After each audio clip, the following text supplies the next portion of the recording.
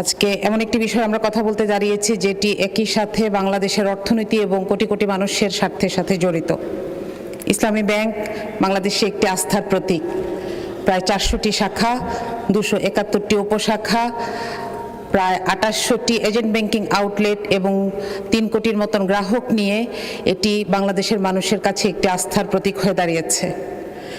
আমরা দেখেছি এর আগের দিনগুলোতে সর্বাধিক সংখ্যক প্রবাসী অ্যাকাউন্টের মাধ্যমে 9 বার সর্বাধিক রেমিটেন্স সংগ্রহকারী ব্যাংক হিসেবে স্বীকৃতি লাভ করেছে।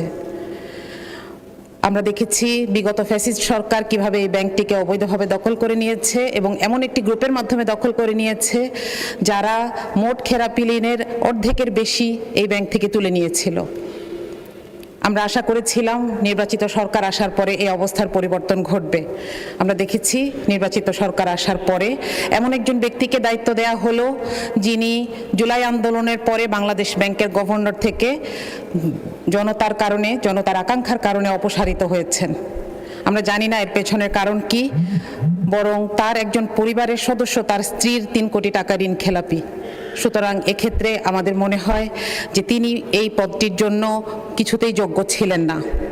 এর প্রভাব যেটা পড়েছে সেটা 4 জুনের বিজনেস স্ট্যান্ডার্ড থেকে আমরা দেখি 7 দিনে 4200 কোটি টাকা এখান থেকে তুলে নেওয়া যাওয়া হয়েছে। গ্রাহকরা আস্থা হারিয়ে ফেলছেন।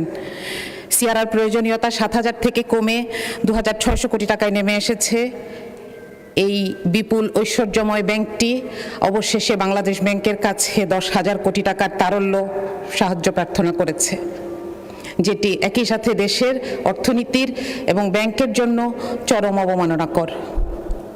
মাননীয় স্পিকার, ইসলামী ব্যাংক বিষয়ে ক্ষমতা, জনআস্থা, স্বচ্ছতা এবং জবাবদিহিতা এই 4টি বিষয় জড়িত।